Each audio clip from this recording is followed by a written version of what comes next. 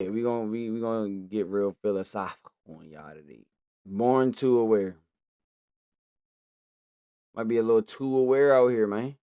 So I be feeling sometimes. Happy to share that I have a new book coming out in March 2026. It's titled Congrats, The Terran congrats on your Paradox. book. For pre-order now, which you can find through the link in the description. It's likely in a sliding glass door, a window, or a mirror. Something you'd been around many times prior. Only this time was different. It changed everything. Okay. For the first time, likely at some point between the ages of 1 and 2, you recognized your reflection. You saw you, a face, clothes, a body, something that belonged to you, that was you. I ain't picking on this little kid right here. But I know in the future we gonna need to invest in some braces. Some braces. Some braces. Cause right now that's how he's saying it. Braces. Something that belonged to you, that was you. As you aged into and through childhood, your reflection began to lose its potency. It became a commonality of everyday existence. Your concerns with it likely turned mostly superficial. How your hair or makeup looked, if there were any pimples or blemishes on your face, how your clothes draped over you or showcased your tastes. That strange experience of the newness of self-awareness waned into the backdrop of your reflection. I don't really think that's being too aware. I think that's being too self-conscious of yourself. Like too self-conscious of exterior validation of how you view yourself, if that makes sense. This is not too aware. Being too aware, I feel like you pick up on everything everybody's doing. You know when somebody's lying to you. You know when somebody's not being 100% honest, not necessarily lying, but beating around the bush. Even if you don't know them, like I think that's being too aware, or like deciphering information out of the average person that the average person can see. That might be being too aware. Or being aware that we gonna die one day. Or you know what I'm saying? Like too aware. Though it remains somewhere in frame. Perhaps occasionally, while glancing at a mirror I mean, maybe because the video says you're too self-aware to be happy. I mean, all right, or a I car, don't know. we might I don't know pause about and this. experience This an might not intimation of fit. it. The glance turns into a stare, and we wonder, what is that? Am I really inside there? Made of and contained by this body, I a don't really brain think lodged that, somewhere in but there, asking these questions. I do be thinking How like did I I'm end up really a here? brain. Why and how am I a human? In the words of anthropologist and writer Ernest Becker, we see in plain sight that we are in a I feel like the more we think about it like that, like why am I human? It makes us more animals, if that makes sense. Like we should just be living as humans and happy we are humans. Soon as we get to thinking why am I humans, it's like a dog thinking why am I a dog? Like you know what I'm saying? pumping, breath-gasping body, a material fleshy casing that is alien. If we look even closer, perhaps putting our nose almost right up against the reflecting surface, we might suddenly come to the visceral realization that our skin is wrapped around us. We might find our attention Definitely on the is. pores, the small hairs, the flakes or red marks. We might realize how much of us is happening independent of us. The hair is always slowly growing out, the flakes of skin always peeling and falling away, the oil always forming and rearranging. Dang, he thinking about it Our eyeballs overly move deep. around in our skull, observing our reflection as it appears back in their small black pupils, which seem to consume reality like black holes, sucking everything up into the singularity of consciousness.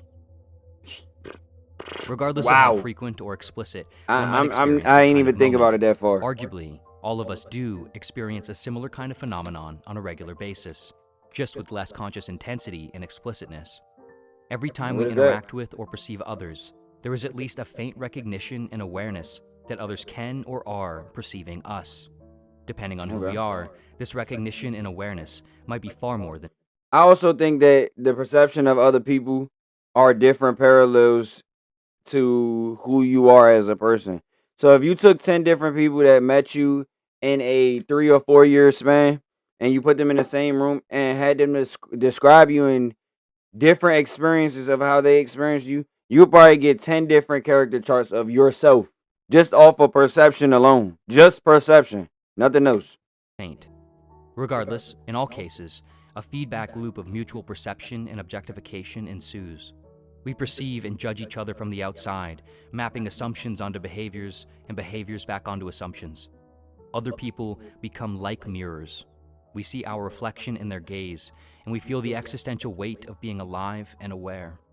Describing the way our sense of self emerges through social reflection, This video is sociologist cooking. Charles Cooley coined the term the looking glass self, which he defined Charles as a Cooley. threefold process. The looking glass self. That means, okay. The self that you're looking at inside the glass may or may not be you or not. Just because you're seeing it, just because you're perceiving it, it's in a different state. I don't know. First, we imagine how we appear to others. Oh Second, shit, I was all wrong. Damn. we All right. imagine how others judge our appearance. And third, we experience some sort of pride or Shoot. shame associated with these imagined judgments and form our self-concept partly based on these feelings over time. Cooley writes, as we see our face, figure, and dress in the glass and are interested in them because they are ours, so in imagination, we perceive in another's mind some thought of our appearance, manner, aims, deeds, character, friends, and so on, and are variously affected by it. This also echoes a core concept in the work of 20th century existentialist philosopher Jean-Paul Sartre, who argued that our sense of self is significantly shaped by imagining the perspectives that others have of us. Our self-consciousness is revealed, exposed, and often Our sense of self is shaped by imagining how others are perceiving us. So if they say he's a good dude, you try to automatically put yourself in a good dude's position. Like, what would a good dude be? Somebody who does his work, somebody who gets there on time. I mean, I can see that. You think about how others are perceiving you, and then you put those traits onto yourself. But if you're not being perceived by anybody else, how do you be the judge of who you are? Other than you thinking about how you think about it. Like, if that makes sense. It sound crazy. But like, who is the external validation judge outside of yourself if it's just you? So does perception only shape identity, meaning being around other perceptions shape your identity, or can your identity be shaped by just you perceiving yourself? Like if I was just dropped off in the woods or something, like y'all get what I'm saying? Oh man, this distorted through the gaze of This is others, interesting. perhaps creating more of an existential prism than a mirror. And in our attempt to interpret and align with how others see us, we often modify ourselves, including our own self-perception. This was famously explored and expressed in Sartre's play, No Exit, where three characters who have just died find themselves confined inside a small room with no windows or mirrors. At first, they don't fully understand where they are or what's happening. Soon, however, with each person now limited to knowing their appearance and character only through how the others describe and judge them, it becomes clear.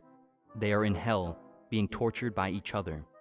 Estelle, one Hold up, this is crazy. I'm gonna let of the this video characters, finish up, laments at one point. then I'm gonna switch my camera. But how can I rely upon your This taste? is getting good. Is it the same as my taste? Oh, how sickening it all is. Enough to drive one crazy. The torture is their self-knowledge being constrained and affected by the others, whose validation and control always seems to elude them. This is where Sartre's famous line comes from: hell is other people. Arguably, this is why it can Damn. often feel so strange or exhausting to be seen by others, to interact with others. We feel a dependency on their perceptions to understand and form our own. But in this dependency, we are compelled to be hypervigilant over how we come off. And if we want to ensure we come off in a way that is favorable, authentic, or both, we must constantly know, oversee, or modify ourselves. It is as if we are both the artist and security guard in an art gallery okay. that solely can see contains the that. sculpture of our being. Everyone that walks by wants it to look a certain way from where they stand. If we fail in our role, or feel as though we have, it's not because we aren't good at our job, it's because it's an impossible job to always do well. In the words of psychoanalyst Jacques Damn. Lacan, I see only from one point, but in my existence, I am looked at from all sides. Yep. Whether it's how we change the way we walk or I've talk heard when we that quote encounter before. strangers, whether it's how we dress or present our hair and makeup differently around certain people, or whether it's how and why we make decisions in life based on the expectations of those around us, we all experience the often hellish nature of being perceived. But in truth, hell isn't other people. It's us. It's how much we depend on Damn. other people seeing us certain ways. It's how much we depend on our reflection coming back to us as beautiful, pristine, controllable, and as expected. If you're running your own Damn, business, this getting there. This You need getting there. I sympathy. ain't gonna lie. just It's tell it what's getting on there. your plate, and it jumps right in, analyzing ways to move your business forward, and gathering the right team of agents to get it done. Arguably, the root of this dependency and subsequent disquiet, in many ways, is the same one that causes the strange, disorienting experience of staring at ourselves closely in a mirror or becoming hyper-aware of our body. We suddenly expand the scope of our awareness beyond the surface of our normal, unmediated state, burrowing into our being. But ultimately, we don't really know or understand what we find. In the sense of what we think we are looking for, a solid, clear, consistent, authentic self, we find nothing. Everything dissolves away, and only the strange arbitrariness of our existence remains. Often in these moments, we are reminded that our cooking right now body in is this something video. other, in constant motion, largely beneath our awareness. We are reminded that, for the most part, we played no role in forming it or the material that comprises it. We have merely appeared here, in this place, in this body, in this mind, in this self, all of which, like the body, are also in constant motion and largely beneath our awareness and control. In our eyes, we see the windows to a vehicle we are fundamentally passengers to. 1 second, chat. 1 second, chat. When we loathe or resist this condition, fear or fret it, when we yearn for control and to know ourselves in the world in a unified, static, consistent form, when we depend on things and people to always align with our expectations and desires, we stay in hell. Not because we don't find an ideal, stable self or world, but because we expect and depend on what can never be had. If, instead of fretting over or fighting it, we see and know the flux and absurdity and contingency of all things, and we accept and embrace it, then we see that the doors of hell are always open. They are inside our mind, and we control and guard Doors them. of hell is always open. We can, Nah, at least on occasion, walk out and see beyond the confines of the small room of judgment and fear and ego and hypervigilance. Outside the doors, there's nothing to resolve, nothing to fight, nothing to understand. There's only something to marvel at and wonder about, like a 2-year-old child recognizing the reflection for the first time. And if you ever find yourself worried, hell is always there. Damn. If this video resonated with you, my new book explores many of the same ideas: the pains and wonders of being aware, the instability of the I think that was a pretty good video. I'm gonna give that a like. Bear with me for 10 seconds. I feel like you shouldn't be scared to die because, like, the chance of the lottery getting hit, somebody's gonna hit it at some point, if that makes sense. Let me further elaborate. I believe that consciousness recycles. There will be a chance that something aligns again after you die. Like, there was chance that you're you right now and you're here right now living who you are. That was by chance. 1 in a trillion chance at that. Down to like your mom and dad into this you being a sperm cell. You could have been anybody, right? How I'm seeing this is 1 in a million, 1 in a trillion chance can happen again. If time is infinite and if time is it doesn't really exist on like a linear scale, there's a chance that the same wavelength patterns that created your exact consciousness, not you as a person, but that created who you are to how you think, to see and perceive, I believe that it will resurface again at some point. So it's kind of like reincarnation, but it's in a different way. Like, it's by chance and numbers. Like Galileo said, view numbers and mathematics as the fundamental language of reality, meaning that the universe is written in mathematical language. That's what Galileo said. I feel like everything that happens or is going to happen happened by chance. There is an infinite amount of time to have these chances come back up again. I feel as though we are all at some point going to get reincarnated, but not in the way that you're thinking.